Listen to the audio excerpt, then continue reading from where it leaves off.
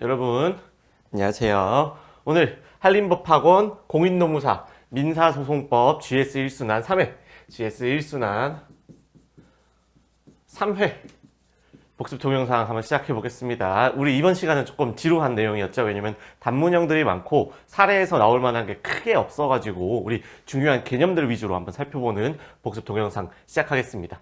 당사자 적격이 나오면 여러분들 무조건 의 한 줄은 꼭꼭꼭꼭 쓰고 가자 그랬죠. 핵심은 소송을 수행해서 본안 판결, 그 다음에 적합한 자격이라고 했습니다. 그래가지고 요 한 줄은 여러분들 꼭꼭꼭 쓰시기 바랍니다. 특정 소송까지는 여러분들이 생각하셔도 되고 아니면 나는 이것까지 쓸 수 있어 하면 쓰시면 되겠습니다. 그래서 특정한 소송에서 당사자로서 소송을 수행하고 그래가지고 본안 판결을 받기에 적합한 자격을 당사자 적격이라고 하더라. 여러분들 당사자 적격 조문 보고 쓰시면 안 됩니다. 조문에 없어요. 그래서 볼까요? 취지가 요 밑에 있더라.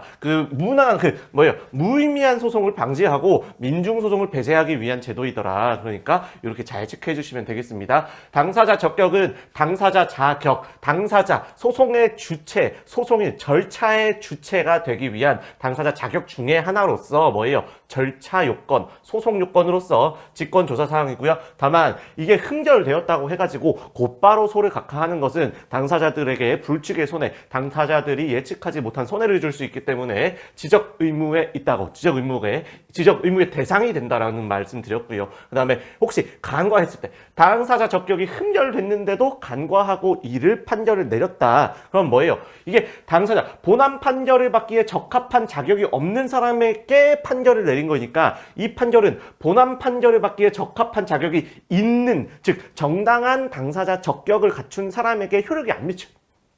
그런 의미에서 무효가 된다 그랬다. 여러분들 적 해가지고 이 대립 당사자 구조가 깨지거나 재판권이었거나 당사자 적격이 없을 때 요건 그래가지고 무효가 되는 이유가 조금 특이했다라고 말씀드렸죠. 이렇게 해가지고 그리고 강가 판결까지 받고요. 볼까요? 한번 본문 보겠습니다. 그래서 특정 소송에서 당사자로서 소송을 수행하고 본안 판결을 받기에 적합한 자격을 말한다. 그래서 여러분들 민중소송 배제 약간 이런 취지만 하나 써주시면 더 좋겠습니다. 다음에 간과했는데 당사자가 간과하고 당사자 적격에 대해서 다툼이 없어가지고 그대로 본안 판단을 구하는 변론을 오고 가고 있는데 그의 의견 진술 기회를 주지 않고 각하하면 지적 의무 위반이다. 법률상 사항이더라. 당사자들이 간과함이 분명한 법률상 사항을 지적하지 아니했다. 그로 곧바로 소를 각하하면 그 지적 의무 위반이다라고 해가지고요. 공식이죠. 소송요건, 직권사상, 그 다음에 흥결 시 소 각하하는 거. 다만 여기다가 지적 의무까지 하나 껴주시고요. 그래서 소송 계속 중 흥결인 경우에 소송 계속 중 당사자 적격을 상실한 때는 여러분들 얘한테 본안 판결을 할 이유가 없어요. 그러니까 소를 각하해야 하면 되겠습니다. 다만 종래 소송 수행을 승계할 제3자가 있으면 우리 맨 뒤에서 보자 그랬죠. 이거 인수 승계할 수 있고요. 그 사람은 참가 승계할 수 있습니다. 다음에 넘어갈까요? 네, 다툼이 있는 경우는 여러분들이 한번 읽어보시겠습니다. 그 다음에 간과 판결은 일단 결론부터 무효기 때문에 유효한 판결을 대상으로 하는, 유효한 종국 판결을 대상으로 하는 상소와 재심의 대상이 되지 않는다는 게 핵심이고요. 다만 외관 제거. 제가 판결문 찢는다고 예시 드렸죠. 판결문은 찢어버리기 위해 가지고 하는 항소가 허용한다는 견해가 있지만 무효이기 때문에 대상 적격이 없더라.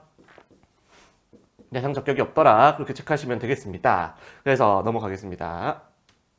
이번에 여러분들 이행해소 요거 이제 중요하다고 그랬다. 요거를 여러분들 실체적 당사자 개념과 구별을 하자. 일단은 실체적 당사자 구별이라는 게 있습니다. 실체적 당사자 개념. 여러분 이행해소. 그래서 형식적 당사자 개념에 따를 건데 그럼 형식 말고 실체가 있을 거잖아요. 실체 본안. 그 본안이 권리 의무. 실제로 권리 의무 있는 사람에게만 당사자 적격이 인정된다는 여기 옆에 실체적 당사자 개념이 있는데 제3자가 자기의 권리자 아닌 제3자가 타인의 권리를 대신해서 행사하는 제3자 법정소송 담당, 제3자 소송 담당, 그 중에서 법정소송 담당이 있는 거고요. 대표적으로 그 제3자 소송 담당을 얘로는 설명이 안 되더라. 얘는 뭐예요? 자기가 권리가, 실체, 본안, 권리 의무가 있는 사람이 당사자 적격이 있다라는 개념인데 이건 뭐예요? 다른 사람의 권리를 행사하는 거니까 형식적 당사자 개념이 타당하겠더라. 그럼 형식적 당사자 개념은 뭔데요? 주장 자체로 판단합니다. 주장 자체로 내가 이행 청구권이 있음을 주장하면 되고 피고 적격은 뭐예요? 그로 인해 가지고 의무자로 주장되면 되겠습니다. 그렇게 실제로 권리 의무자가 아니면 청구 기각하면 되는 거고요. 다만 예외가 하나가 있겠더라. 그 예외 하나가 뒤에 우리 법정소송 담당에서도 밝히겠습니다. 말소 등기 청구. 여러분들 말소 등기 청구는 주장 자체로 판단하는 게 아니고 실제로 너 의무자야? 라고 판단을 하는 겁니다. 실제로 의무자가 아니면 여러분들 이거는 등기부상 명확합니다. 등기부상 뭐를 말소할지 그 대상과 뭐예요? 이 사람 상대방이 명확하기 때문에 소송 경제상 소를 각하하는 거고요. 실제로 등기 의무가 있는지 없는지에 따라서 뭐가 당사자 적격이라는 각하 판결 소송 요건이 되겠습니다. 그래서 볼까요? 원칙적으로 청구권이 있음을 주장, 청구권이 이행이해소니까 청구권이 있음을 주장하면 원고 적격을 가지고요. 의무자로 주장되면 피고 적격을 가지더라. 주장 자체로 판단하고요. 실제로 권리자인지 의무자인지 여부는 본안에서 판단하는 소를 각하해서는 아니 되더라. 그래서 실체적 당사자 개념이 있는데 뭐예요? 제3자 법정소송 담당의 존재를 고려하면 형식적 당사자 개념이 타당하다. 여러분들 이행의 소에서 당사자 적격을 쓰게 되면 이 내용을 꼭꼭 써주시고요. 만약에 문제가 되는 사안은 요거밖에 없을 겁니다. 혹은 요 제3자 법정소송 담당 정도. 그래서 말소 등기 청구에서의 당사자 적격은 여러분들 실제 그 의무 자체가 있는지 없는지를 적격의 문제로 보더라. 왜요? 근데 이건 비판이 있는 거야. 형식적 당사자 개념에 따르면 이건 타당하지 않은 거 아니에요? 라는 비판이 있지만 우리는 맨 밑에 뭐예요? 그 대상과 말소해야 되는 그 등기가 무엇인지 그리고 그 등기의 명의자가 누구인지가 등기부상 명확합니다. 소송경제상 판례가 타당하다라는 겁니다. 체크하시면 되겠습니다. 그래서 의무자가 뭐예요? 등기 명의인, 그 아닌 자를 상대로 하면 적격이 없네요. 청구 기각이 아니네요. 부적법한 소이다. 체크해 주시고요. 확인해소. 여러분들 이제 오늘 배울 겁니다. 오늘 배울 겁니다. 확인해소는 여러분들 무조건 대상 적격과 그다음에 확인의 이익을 쓰자라고 오늘 이제 수업 중에 말씀을 드릴 텐데 확인의 이익이 모든 것을 포괄합니다.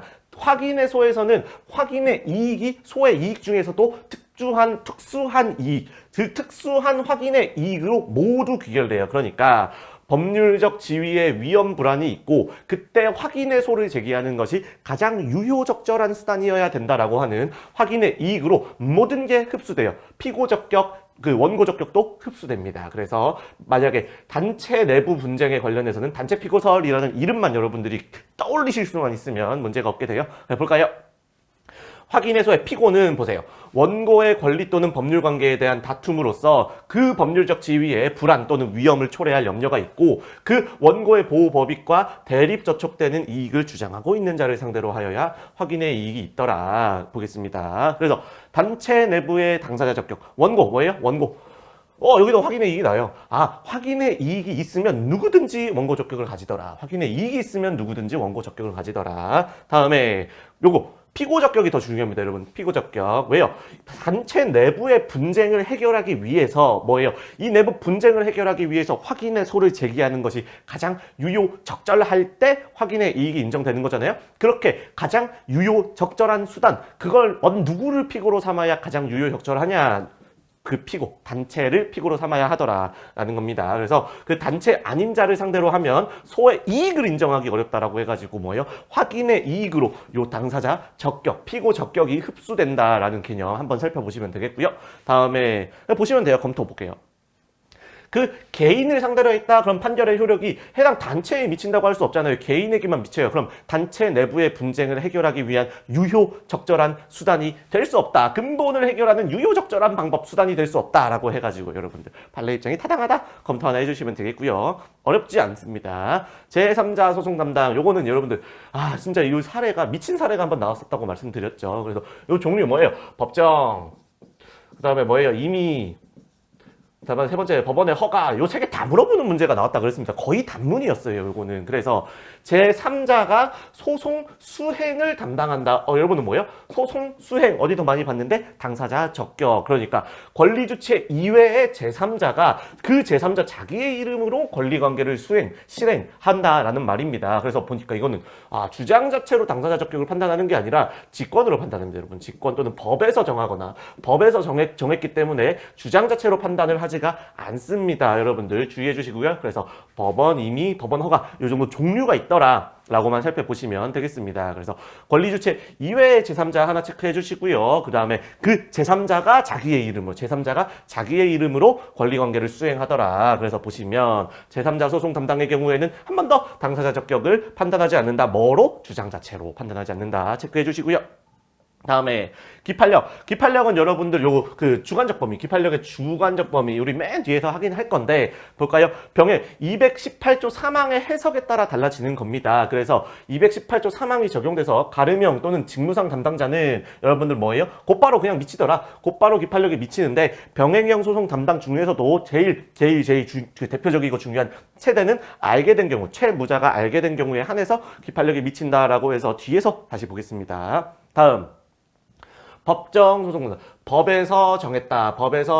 그래서 법률의 규정에 의해 가지고 제3자가 소송 수행권을 가지게 되는 경우를 말하더라. 병행은 제3자가 함께, 그 다음에 가름형은 가름에서 이 제3자만, 그 다음에 직무상 담당자는 뭐 선장 이런 거 있다 그랬죠. 그게 중요하지 않습니다.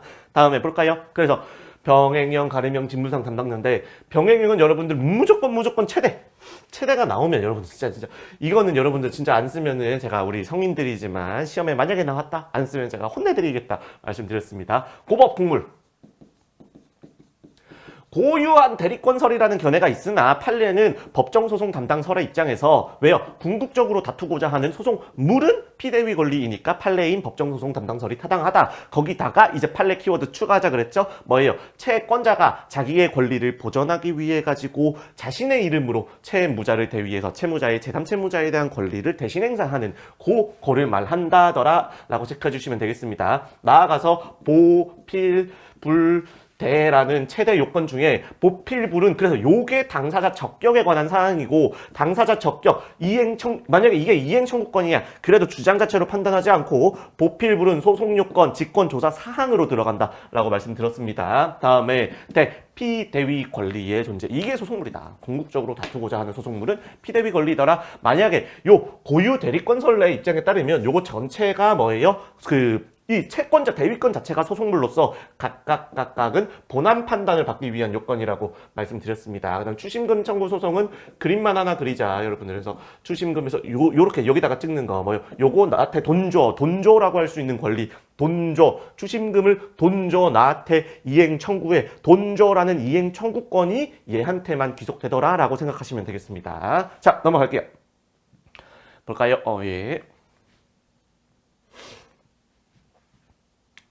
그래서 고법 국물입니다, 여러분. 고법 국물. 이거 무조건이에요. 진짜 무조건입니다. 고유의 대의권 행사로 보는 견해가 있으나 뭐예요? 판례는 일단 법정소송 담당설의 입장인 바 궁극적으로 다투고자 하는 소송물은 피대위 권리이므로 판례가 타당하다 써주신 다음에 판례의 입장 뭐예요? 자신의 명의로 자기의 권리를 보전하기 위해서 채무자를 대위해서 자신의 명의로 채무자의 제3채무자에 대한 권리를 행사하는 것이다 라고 하는 법정소송 담당설의 내용까지도 하나 체크해 주시고요. 요건 보필불대, 피보전 채권이 있어야 되고요.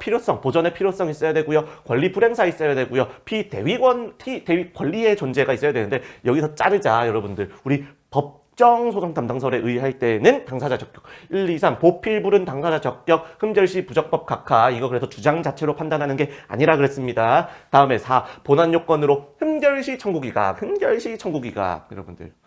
다음에 가름형은 여러분들 뭐예요? 대위 절차 없이 스스로 돈 내놔 할 수 있는 이행 청구권이 나한테 있는 거예요. 그러니까 뭐예요? 이건 추심 채권자만이 제기할 수 있는 당사자 적격. 그래서 채무자는 상실을 한다. 다만 상실하지 않는 경우가 있었죠. 상실한 경우에도 각하하지 않는 경우가 있다 그랬다. 뭐예요? 회복한 거야. 누가? 채무자가 당사자 적격을 회복한 거야. 왜겠어요? 위에 채권자님께서 나 안 할래 라고 얘기를 한 겁니다. 안 할래. 그러니까 채무자의 이행소송 개혁 중에 추심 채권자가 압류 추심 명령 신청을 취하했습니다. 그래서 추심 권능을 상실하게 되면 회복하고 이건 상고심에서도 참작을 해야 된다. 소송 경제라고 말씀드렸죠. 다음에 밑에 추심금 청구 소송을 채권자가 추심금 청구 소송을 제기해서 그거에 대해서 확정 판결까지 받았더라도 실제로 변제받기 전에 취하했으면 또 복귀하더라 라고 결론만 지어주시면 되겠습니다. 직무상 담당자는 한번 이어보세요. 뭐 선장 이런 거 있습니다.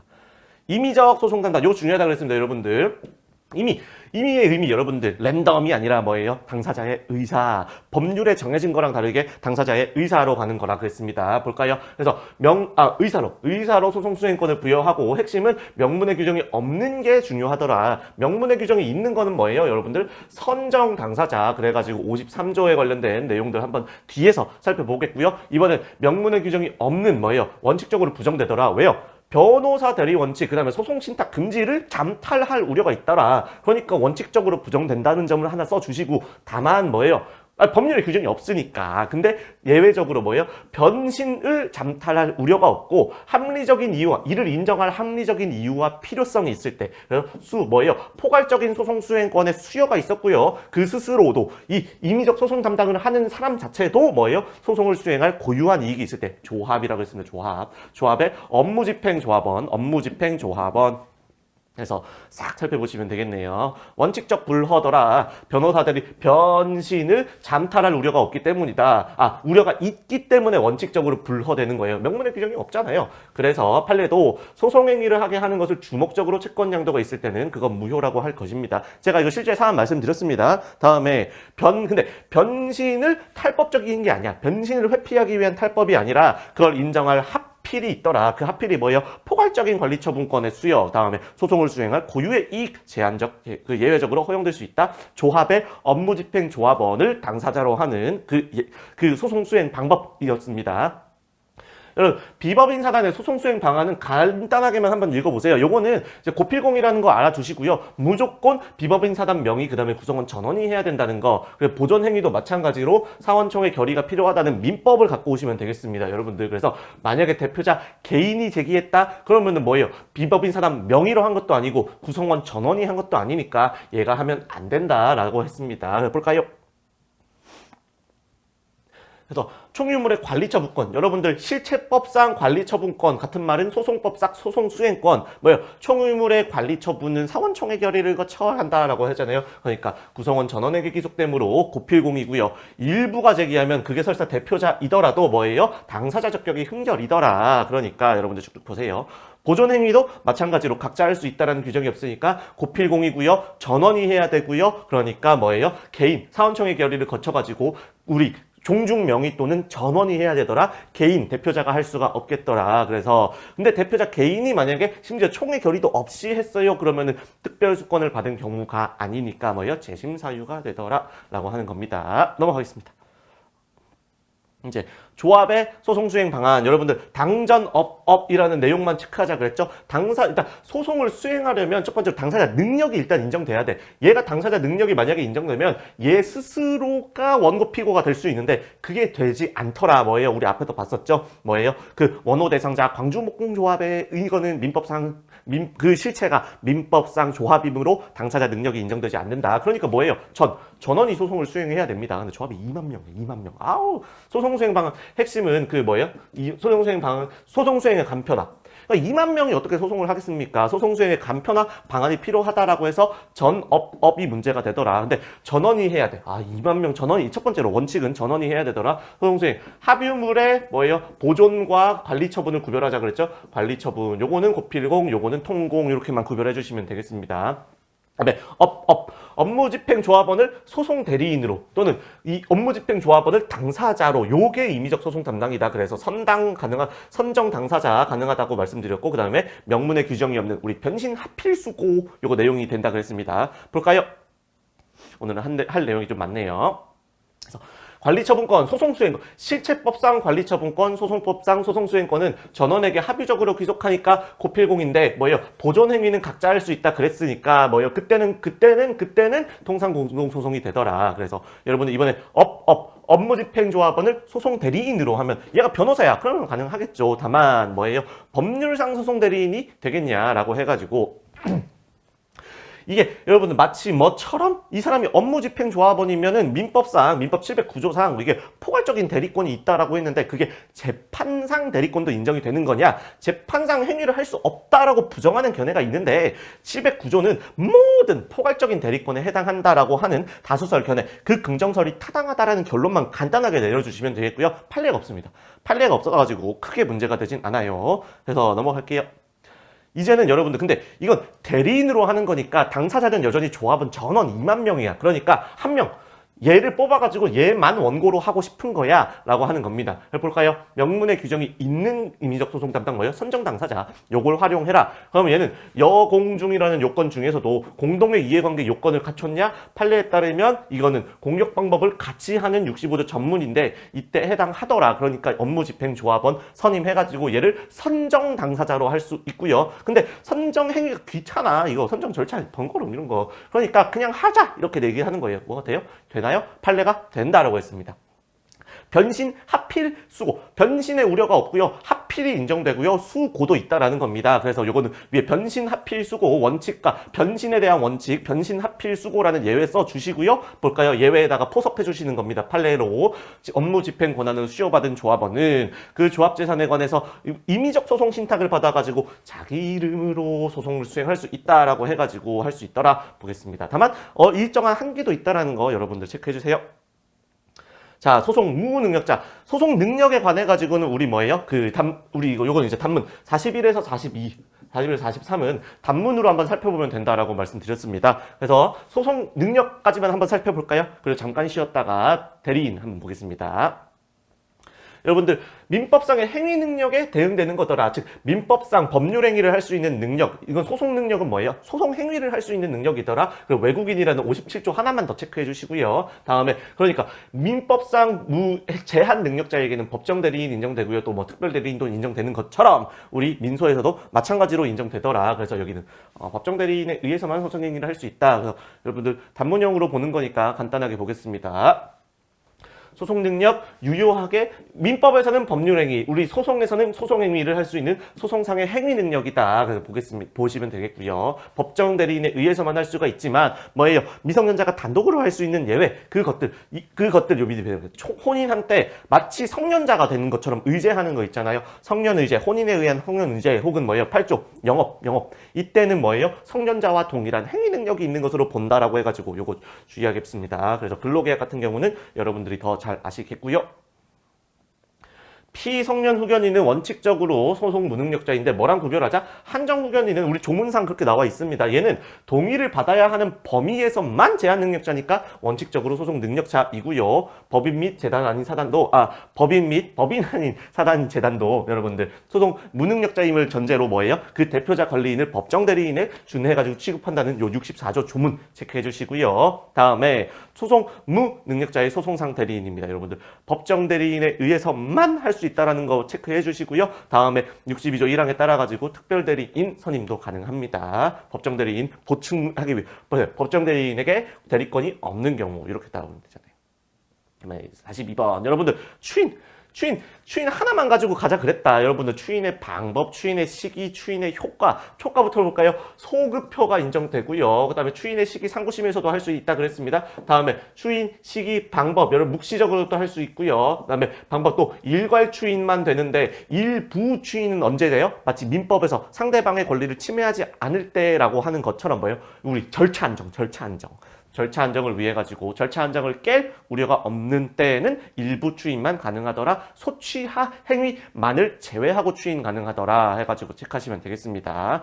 조문 내용이어 가지고 대표적인 판례는 딱히 없습니다. 해볼까요? 소송 무능력자의 소송행위는 유동적 무효도라. 소송행위의 유효 요건으로서 안 갖추면 무효인데 유동적 무효고요. 그래서 대표적으로 그 소송행위 중에 출석, 그 다음에 송달 여러분 송달 180조 여러분들 조문 하나 체크해 주시고요.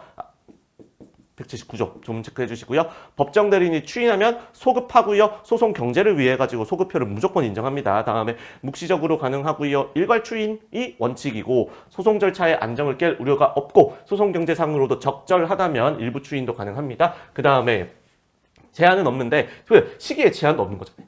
다만 이때는 안 되겠더라. 부적법 각하 판결이 확정됐으면 끝난 거예요. 그 다음에 추인 거절의 의사 표시도 했으면 더 이상 추인이 불가능하다라는 점 상식적으로 여러분들이 파악해 주시면 되겠습니다.